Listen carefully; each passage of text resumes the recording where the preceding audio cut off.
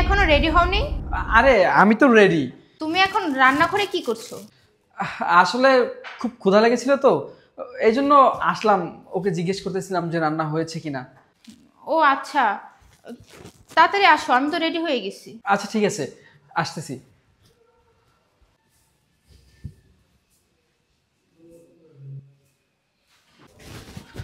আরে এই আফরোজা। জি ম্যাডাম। এদিকে আয়। জি ম্যাডাম। শোন, তোর সাথে আমার কিছু কথা ছিল। জি ম্যাডাম বলেন। সামনের মাসে আমার প্রমোশন হবে, তাই আমি ভাবতেছি তোর বেতনটাও বাড়িয়ে দিব। না ম্যাডাম, আমার বেতন বাড়ানোর দরকার নাই। আপনি তো জানেন এই পৃথিবীতে আমার কেউ নাই। আর যে টাকা বেতন দেন এই টাকাতে ম্যাডাম আমার চলে যায়। আর ম্যাডাম বেতন আমার বাড়ানোর দরকার নেই। হ্যাঁ, আমি জানি এই দুনিয়াতে তোর কেউ নেই, আর আমার এখানে তুই অনেক দিন ধরেই কাজ করতেছিস, তাই তো আমি তোকে এত ভালোবাসি। আর তোকে কখনো আমি আমার বাসার কাজের মেয়ে মনে করি না, সব সময় তোকে আমি আমার বোনের চোখে দেখি। শোন, তোকে একটা সুখবর দিই, আমি 3 মাসের প্রেগনেন্ট। এখন তো আমি কোনো কাজকাম করতে পারবো না, ধীরে ধীরে তো সব কাজকাম বন্ধ করে দিতে হবে। আমি তো আর কিছুদিন পর কোনো কাজকাম করতে পারবো না, তাই তোকে সব কিছু বলে রাখলাম। আমি জানি তুই সব কাজ নিজে হাতে সামলাস, আমার তোকে নিয়ে কোনো টেনশন নেই। শোন, আজকে থেকে এই বাসার সমস্ত দায়িত্ব তোর। কি বলেন ম্যাডাম? এটা তো খুশির খবর, আপনি প্রেগনেন্ট। তার কি বললেন? কাজের কথা? না ম্যাডাম, আপনাকে আমি কিছু করতে দিব না। আমি সব কাজ একা করে নিব। যখন যা লাগবে ম্যাডাম শুধু আমাকে আপনি বলবেন, আমি সাথে সাথে আপনার সামনে হাজির করব।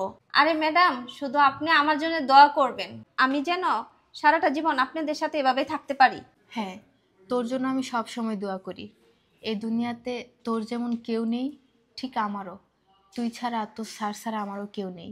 শোন, তোকে একটা কথা বলি, কখনো আমার সাথে বেইমানি করিস না, কারণ জানিসই তো আমার এই দুনিয়াতে কেউ নেই। যদি কখনো আমাকে ছেড়ে যাস, আমি একদম একা হয়ে যাবো রে। তোকে তো সবসময় আমি আমার বোনের মতো দেখেছি, আমি মনে করি তুই আমার বোন, কখনো আমাকে ছেড়ে যাস না। আচ্ছা ম্যাডাম, আমি কখনো আপনাকে ছেড়ে যাব না। আচ্ছা ঠিক আছে, তুই এখন গিয়ে কাজ কর। আচ্ছা ম্যাডাম, ঠিক আছে। আফরোজা। আরে সরো। আরে কি ব্যাপার, তুমি আমার সাথে এরকম করতেছো কেন? আরে আপনি আমারে দৌড়েন না, একবার বুঝতে পারতেছেন ম্যাডাম দেখে ফেললে কি হবে? আর রাখো তোমার ম্যাডাম, তোমার ম্যাডাম দেখবে না। তোমার ম্যাডাম তোমার ম্যাডামের কাজ নিয়ে ব্যস্ত আছে। আর আমি বুঝলাম না, তুমি তো আমার সাথে কখনো এরকম করো না, তাহলে আজকে কেন এরকম করতেছো? দেখো, এসব বাদ দাও, আসো। আরে না, ম্যাডাম আমাকে অনেক বিশ্বাস করে। বিশ্বাস করে মানে? ম্যাডাম। এই ম্যাডাম ম্যাডাম করবি না একদম। আরে সব কি বলতেছিস? হ্যাঁ দেখ, উল্টাপাল্টা কথা বাদ দে, আমি যেটা বলতেছি সেটা শোন। তুই যদি আমার কথা না শুনিস তাহলে কিন্তু তোকে এই বাসা থেকে বের করে দিব। আপনি কি বললেন? আমাকে বাসা থেকে বের করে দিবেন? আপনি বাসা থেকে বের করে দেওয়ার আগে আমি ম্যাডামকে বলে সব কিছু, তারপরে আমি বাসা থেকে বের হব। কি বললি? তুই তোর ম্যাডামকে সব কিছু বলে দিবি? হ্যাঁ, বলেই তো দিব। আপনি এখান থেকে যান তো, যান আমার সামনে থেকে, আপনি যান। আচ্ছা ঠিক আছে, আমি আজকের পর থেকে আর তোর কাছে কখনো আসবো না, আমি এসব বাদ দিয়ে দিব। কিন্তু তুই তোর ম্যাডামের কাছে কিছু বলিস না, হ্যাঁ? আমি তাহলে আসি। আচ্ছা বের হন আপনি আমার সামনে থেকে। যাই, ম্যাডামকে আমার সব কিছু বলতে হবে, আমি যাই। ম্যাডাম আপনার সাথে কিছু কথা ছিল। কি কথা বল, বস এখানে।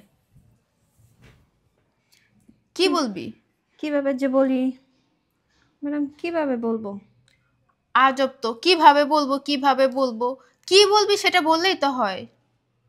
আচ্ছা বলেই ফেলি।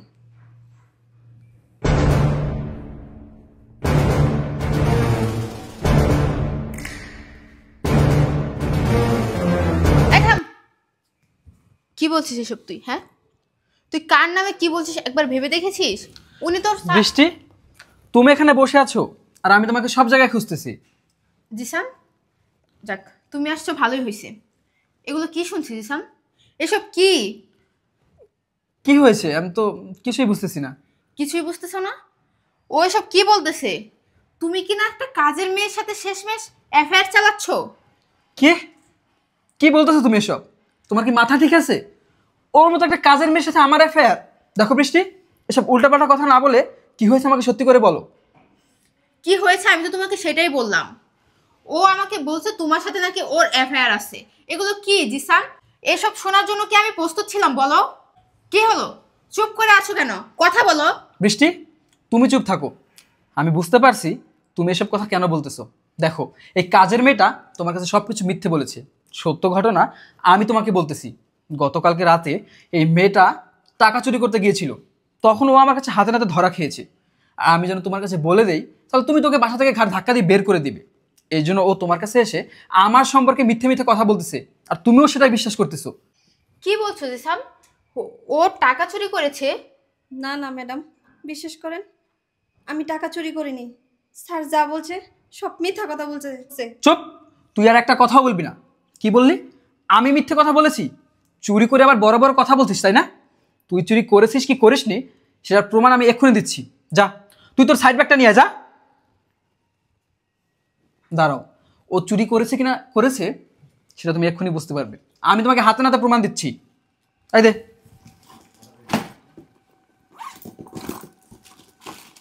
এই দেখো, দেখেছো?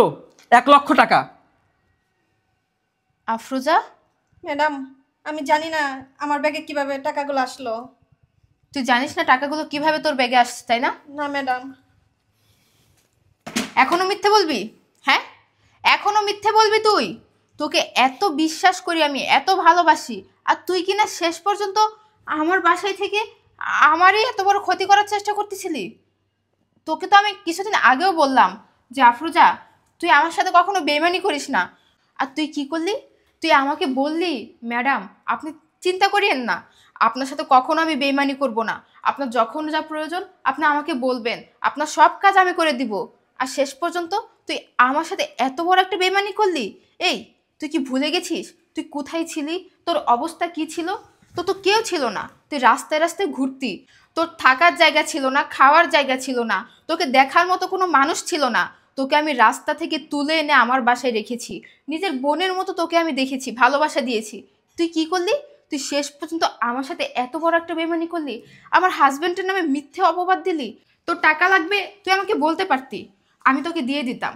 তোকে আমি আগেও বলেছি, তোর যখন যেটা প্রয়োজন তুই আমাকে বলবি। আর তুই কি করলি? তুই আমাকে না বলে তুই এতগুলো টাকা চুরি করে ফেললি। ছি, তোর কাছ থেকে কখনো আমি এটা আশা করিনি। তোকে আমি কতটা বিশ্বাস করতাম বল? তোকে আমি একা বাসায় রেখে যখন যেখানে খুশি সেখানে যেতাম, কারণ তোর উপর আমার ভরসা ছিল। আমি সবসময় আমার হাজব্যান্ডকে বলতাম যে আমরা ভাগ্য করে একটা এরকম কাজের মেয়ে পেয়েছি, যার ভিতরে কোনো লোভ নেই, যার ভিতরে কোনো খারাপ নেই। সে সবসময় আমাদের ভালো চায়, সে সবসময় আমাদের খেয়াল রাখে। আর তুই শেষ পর্যন্ত আমার মুখ রাখলি না। শেষ পর্যন্ত তুই আমার হাজব্যান্ডের নামে এত বড় একটা অপবাদ দিলি, তুই আমার সংসারটা ভাঙার চেষ্টা করলি। এই, আমার হাজব্যান্ড তো সবসময় তোকে বোনের চোখে দেখতো, আর তুই কিভাবে পারলি তার নামে এত বড় মিথ্যা একটা অপবাদ দিতে? এই জন্যই মানুষ বলে পর কখনো আপন হয় না। তোকে যতই আপন ভাবি, তুই কখনো আমাদের আপন ভাবিসনি। তোর স্বার্থ ছিল, যার কারণে এতদিন আমাদের এখানে পড়েছিলি। এখন জানি না তোর ভিতরে আরো কি কি আছে। ম্যাডাম, আপনি যা ভাবতেছেন আমি কিন্তু তা না। আর এতগুলা টাকা, টাকার প্রতি আমার কোনো লোভ নাই ম্যাডাম। আমি এগুলা টাকা পয়সার বিষয়ে আমি আসলে কিছুই জানি না। চুপ কর, আর একটা কথাও বলবি না। আরে, তুমি দেখতেছো যে টাকা চুরি করেছে, আমি তোমাকে প্রমাণও দিয়েছি।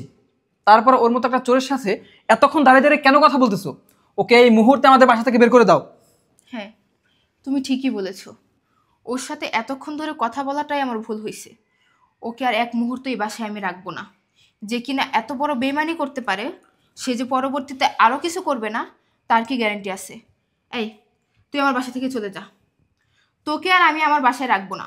তুই যেভাবে রাস্তায় রাস্তায় থাকতি, রাস্তায় রাস্তায় ঘুরতি, তুই তোর জায়গায় চলে যা। আমারই ভুল হয়েছিল তোকে রাস্তা থেকে তুলে আনা। যা, চলে যা।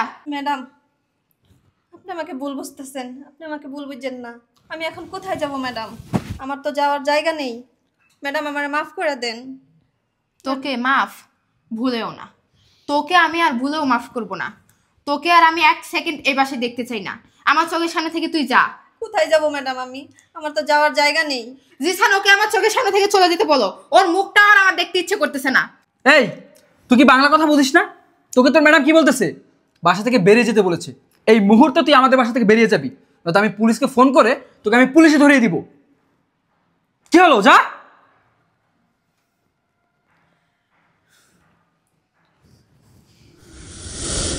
ভাবি, কি অবস্থা? হ্যাঁ ভালো, বসেন। তারপর সবকিছু ঠিকঠাক? হ্যাঁ আলহামদুলিল্লাহ। কি মনে করে আসলেন? হ্যাঁ, আসছি মূলত ওই ভাবি, চা বানাতে গেলাম তো হঠাৎ চিনি ফুরিয়ে গেল, তো একটু চিনি যদি দিতেন। ও আচ্ছা, ঠিক আছে দেন, নিয়ে আসছি। ভাবি, আপনাদের বাসার ওই কাজের মেয়েটা কোথায়? আর বললেন না ভাই, ওরে তো বাসা থেকে বের করে দিছি। বের করে দিয়েছেন? যাক, ভালো কাজই করেছেন। কেন? আহ, ওই কাজের মেয়ের সাথে ভাইয়ার হয়তো অ্যাফেয়ার চলছিল, মানে আমি কিছুদিন আগে কিভাবে যে বলি, মানে ওরকম একটা পরিস্থিতিতে ওনাদের দুজনকে আমি দেখে ফেলেছি। কি বলছেন ভাই আপনি? একটু ভালোভাবে বলেন তো, কি কি হয়েছে? আসলে সেদিন আমি আপনাদের ফ্ল্যাটের পাশ দিয়ে যাচ্ছিলাম। তুমি তো জানোই আমি তোমাকে কত ভালোবাসি। হ্যাঁ, আমি তো জানি তুমি আমাকে অনেক ভালোবাসো, আর তুমি এটাও জানো যে আমার কেউ নাই, তোমরা ছাড়া আমার কেউ নাই দুনিয়াতে। হ্যাঁ, আমি তো সেটা জানি, এই জন্যই তো তোমাকে আমি এত ভালোবাসি। তুমি কবে বিয়ে করবে আমাকে? কিছুদিন পরে আমি তোমাকে বিয়ে করব। তার মানে কাজের মেয়েটা যা বলেছে সব সত্যি? ভাবি, কি ভাবছেন? না না, কিছু না। আচ্ছা আপনি বসেন, আমি আপনার জন্য চিনি নিয়ে আসছি। আচ্ছা।